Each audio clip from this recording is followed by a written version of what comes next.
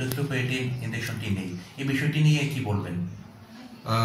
Erythropoietin যে ইনজেকশনটা, এটা যাদের ডায়ালাইসিস হয়, ক্রনিক কিডনি ডিজিজ পেশেন্ট, তাদের মধ্যে কিছু সংখ্যক রোগীর সেটা দরকার হয়, যাদের হিমোগ্লোবিন অত্যন্ত কম, বাদবাকিদের দরকার হয় না।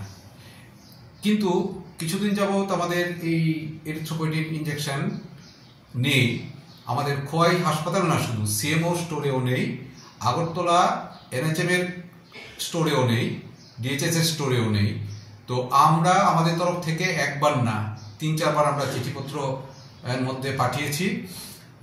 সিএমওর সাথে আমার কথা হয়েছে, সিএমও নিজেও উদ্যোগ নিয়ে চিঠিপত্র পাঠিয়েছে স্টেটে, কিন্তু এখনো সেটা আমাদের হাতে এসে পৌঁছয়নি। তবে প্রসেসে আছে, প্রকুরমেন্ট হয়ে যাবে।